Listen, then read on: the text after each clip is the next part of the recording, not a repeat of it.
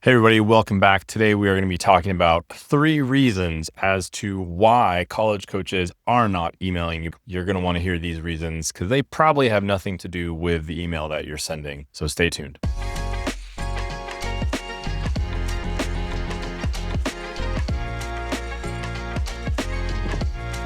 Okay, so today I want to give you 3 different reasons why college coaches are not responding to your email. These are other reasons outside of what's in your actual email that college coaches aren't responding to you when you reach out to them. Okay. Number 1, we're talking about your grad year, your graduating class. If you are a freshman or a sophomore, chances are pretty good that college coaches are not responding to you. Now, while Division 2 and Division 3 coaches can respond to emails and texts and have phone calls with freshmen and sophomores, most of those schools aren't, because they just don't need to. They don't need to move that quickly in the process. They don't need to have phone calls with freshmen. Not all of them need to have phone calls with sophomores, although some Division 2 schools do and will for sure once club season starts. There are some Division 2 schools that are that far ahead in the process, but there's not a ton of them that are. With Division 1 programs, they can't really respond to you at all. The only people they can reach out to are your high school coach, club coach, recruiting coordinator, club director. There are a lot of schools that are sending messages to recruiting coordinators like myself, to high school coaches, to club directors for athletes that are sophomores. There are a bunch of schools that do that, actually freshmen and sophomores, on a fairly consistent basis. So if you are getting emails like that, it's safe to say that those schools are interested, but not every school is there, right? So one of the reasons that you're not getting responses from the emails that you're sending out is just that school isn't on your grad class quite yet. And this happens with juniors as well. There are some schools that just aren't at the point where they're evaluating juniors. Even though they can respond, even though they can email you back, they're just not to the point where they're doing that yet. And sometimes during the fall season, recruiting stuff takes a backseat. And there's nothing wrong with that. It's just part of the process. And every school does this a little bit differently. Okay. Thing number 2 is it's possible that you haven't reached out enough. It's possible that the one email that you sent 4 months ago didn't get seen by the coaching staff, or maybe it got opened and they didn't watch the film. Maybe they opened it, watched the film, and then something happened and then they didn't get a chance to respond to you. Stuff like that happens all the time. College coaches are bombarded with messages, phone calls, text messages, emails from their admin, from their athletic directors, right? Stuff happens with athletes that they have to deal with in the moment. There's lots of stuff going on. And so potentially they read that first email and just didn't get a chance to respond. Or they didn't ever really see the first email. And so when it comes to communicating with college coaches and getting a message back or a response back from them, you have to try multiple times. The recruiting world that we live in is not I send an email, I get an email back. I send an email, I get an email back. We don't do this one-for-one response thing on this side. It's up to the athlete to reach out, to engage, to respond more probably than the coaching staff is going to.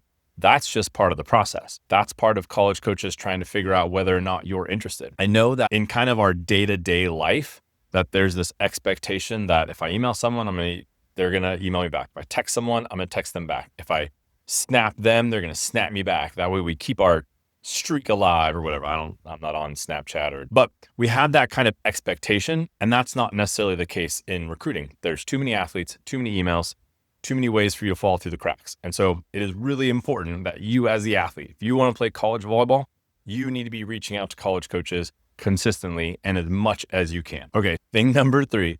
The reason why you're not getting a response from college coaches that you reach out to is potentially that you are not a great fit for them. They read your email, they watch your film, they evaluate you, and they just go, hey, not what we're looking for. And they move on to the next email, they move on to the next film. Now, I know we would all love to get responses every single time this happens. And unfortunately, we don't. Trust me, I would love for that to change. I have those conversations all the time. Hey, tell me no, help me move on to the next school.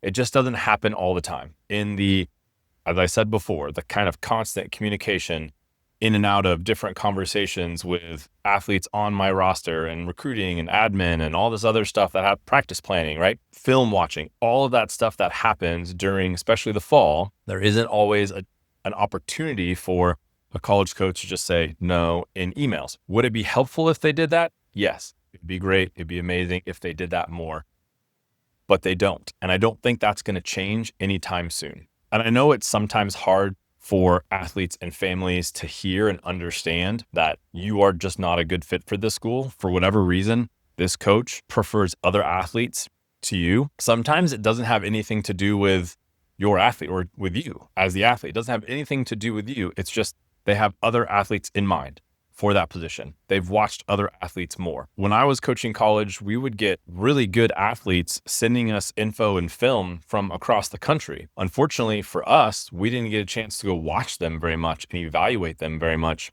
live and in person. And so when it came time to decide who we were going to recruit, is it going to be this athlete that we've watched live 3 or 4 times? Or is it going to be this athlete that maybe we get to watch once? And some of that has to do with how much they're engaging and how much they're reaching out and contacting us and showing interest. That's a huge part of it. But at some point throughout the recruiting process, college coaches get, for lack of a better word, hooked on certain athletes. They're like, I want that athlete. I want her to be a part of my program. And they get their top picks. And if you're not in that group, then you're just not in that group. And a lot of athletes will take this kind of negatively on themselves. And I understand that and it makes sense. But just because a school says, hey, you're not what we're looking for, doesn't mean that you're not good enough to play college volleyball, Division I, Division II, to get a scholarship or to even walk on. Okay. That's not what that coach is saying. That coach is just saying, hey, we're looking for this and you're not it. That's okay.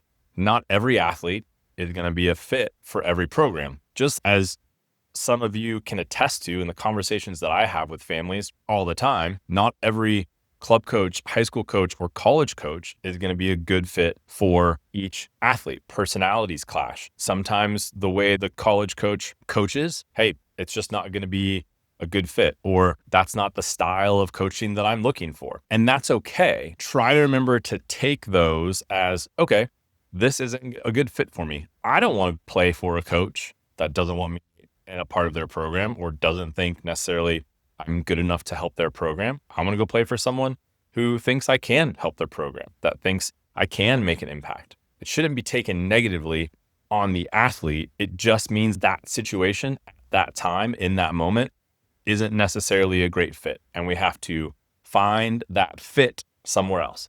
And that's totally okay. So those are the 3 reasons why potentially you're not getting responses in the emails you're sending out. That's your grad year. Some schools just aren't there yet. That's potentially you need to reach out a few more times to that school, really grab their attention, really make sure that they know you're interested. And then finally, sometimes you're just not a good fit for every program and what they're looking for. And that's okay. It's part of the process. All of us here know in the recruiting process more than we do yes. Is that frustrating? 100%. Remember, keep going, keep reaching out, keep showing interest. You will find a good fit for you if you continue to look and if it's something that you really want to do. So please subscribe to this channel, like the video if it helped you with your process. Let me know what other questions you want me to answer, and I will see you guys next time.